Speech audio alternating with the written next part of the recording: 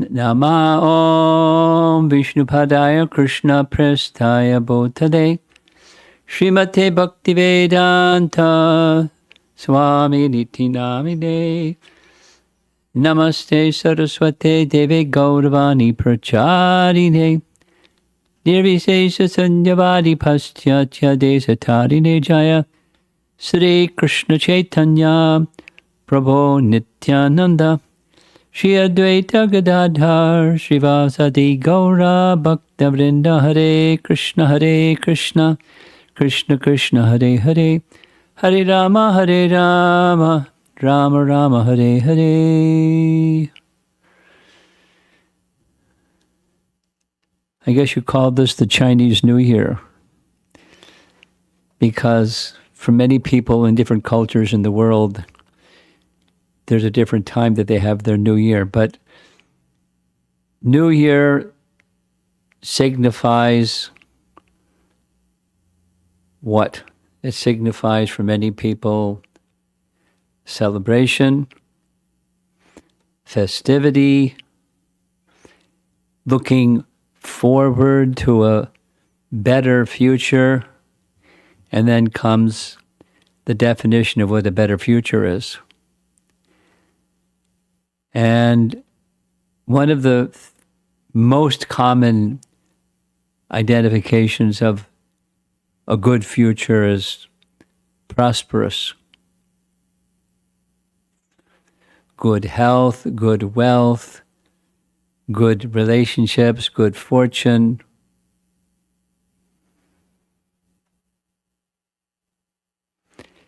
Generally speaking, people look forward to that in a material vision, a material lens.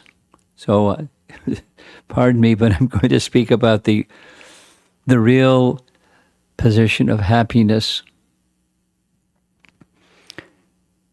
There's a very nice discussion in Srimad Bhagavatam. We're going to be conducting a retreat over the national holiday in America.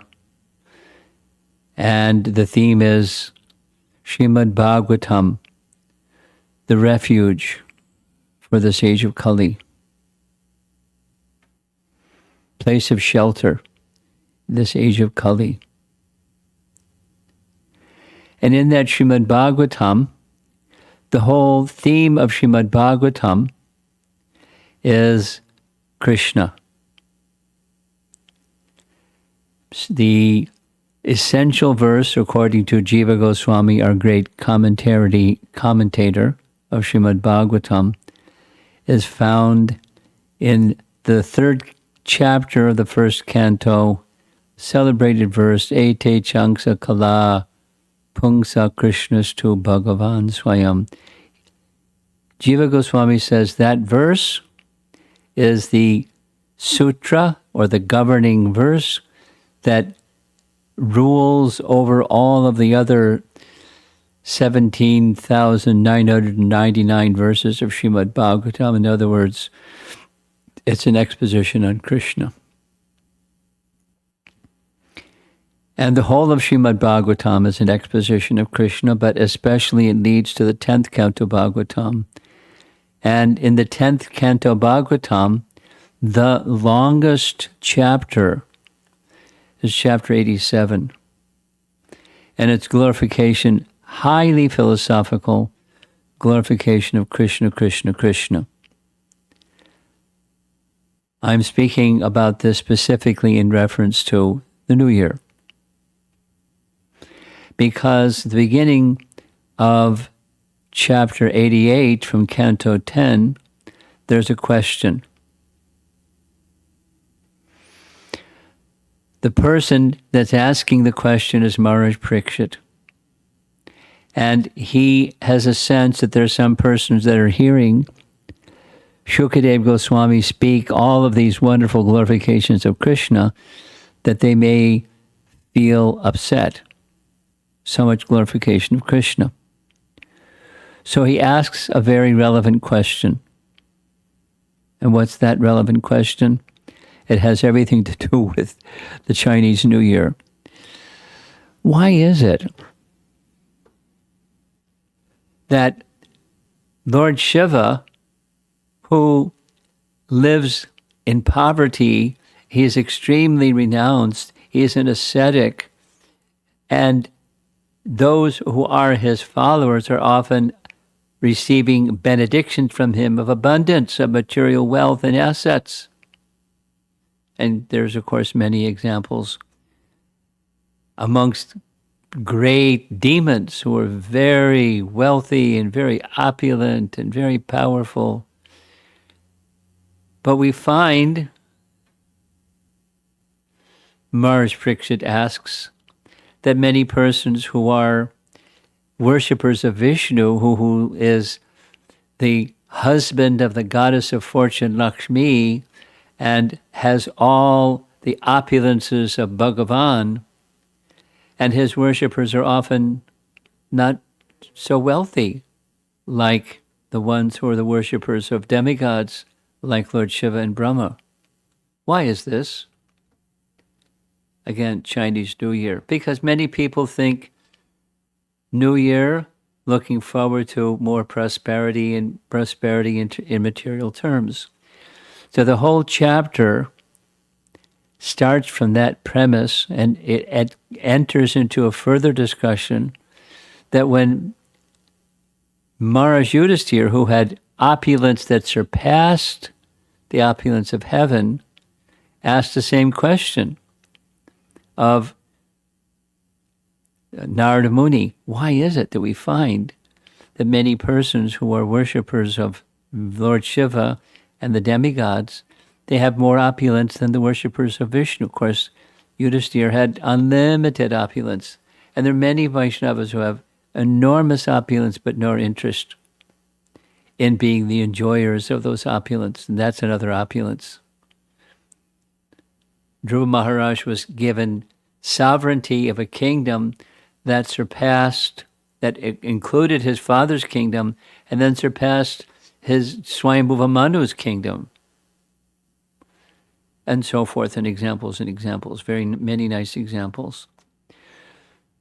Exceptional Vaishnavas may be given enormous wealth and that kind of prosperity, but not in the mood of being the enjoyer of those facilities, but in the manner of dedicating those facilities to the personality of Godhead.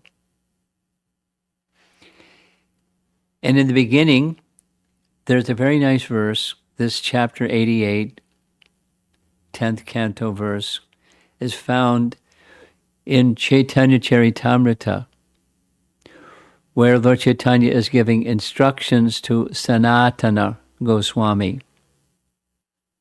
Sanatana Shiksha is called. And I'm going to read to you the verse, Canto 10, Chapter 88, text number 8. The goal of life,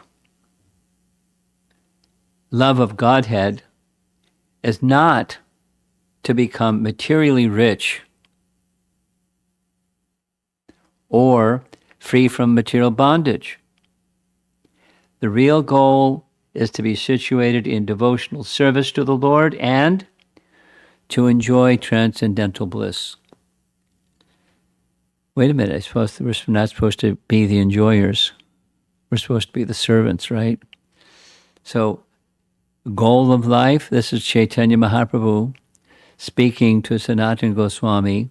He's referring to the 10th canto, towards the end of the entire 10th canto Bhagavatam about Krishna.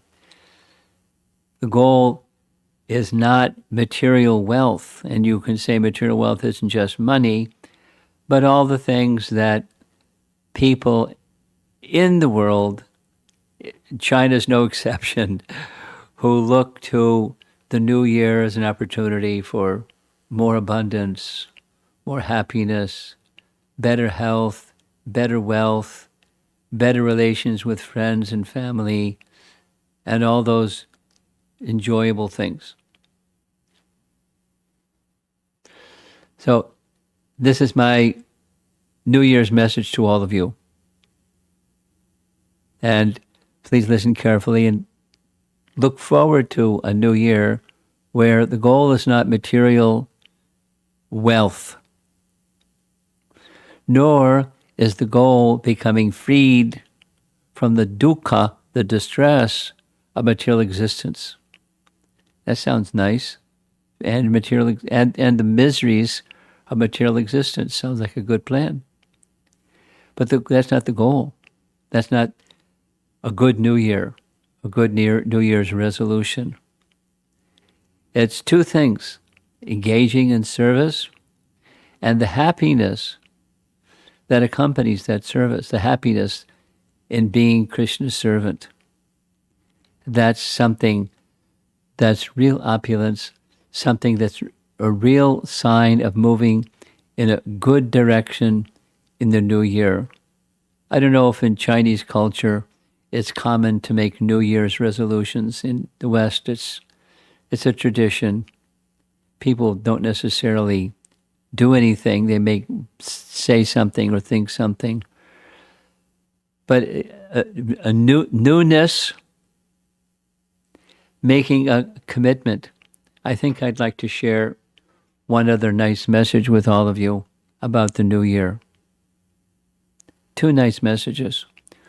One devotee that I know, they just spent the past month with their relatives. And their experience in being with their relatives for 1 month, without the regular devotee association that they have, just somewhere, some distant place, being with relatives they haven't been with in so many years, 5, 6, 7 years. Their conclusion after 1 month of that is how lost people are. They're completely directionless. They have no shelter. They're so confused. These are well-educated, well-to-do, worldly, well-to-do people. And the end result is a New Year's resolution.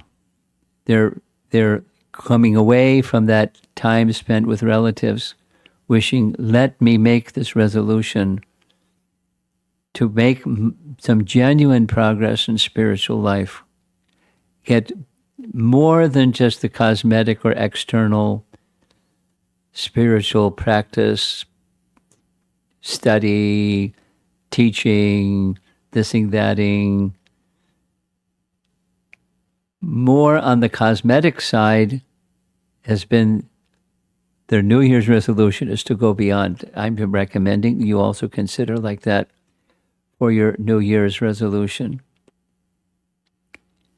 And another little sharing, it's almost the same thing, but another devotee couple are going to be conducting a seminar. And the theme of the seminar is still chanting, still reading, not much progress. So, dear devotees, it's the Chinese New Year, and consider the reality of futility of seeking happiness through worldly life. That's not prosperity, and that's not a good New Year's resolution. A prosperous New Year. A devotional New Year. That's where palpable, tangible, real happiness is experienced on a personal level. And Krishna is kind. He may not bestow that on you immediately. That's quite okay. He may withhold those seeming signs of external well-being when he shows some special happiness and deprives you of those external things. And instead, you have but one shelter. And that's good. Whatever it takes to get that one shelter strengthened, please consider, make that your New Year's resolution. A new chapter, same book, turn the page, start another chapter, and go more deeply and genuinely and sincerely. The Sanskrit word is adarat. You can read Nectar of Instruction verse number 7. And Rupa Goswami compares this material existence to a disease where that which is sweet tastes bitter, jaundice. And then there's a cure for jaundice, and that's something that's very sweet. But you have to take it regularly with great respect, reverence, and attention. Make that your New Year's resolution. And your spiritual progress won't just be so-so or rather negligible, but substantial, and you'll feel it. That's my wish for you. Happy New Year to all of you. Hare Krishna. Srila Prabhupada ki Jai.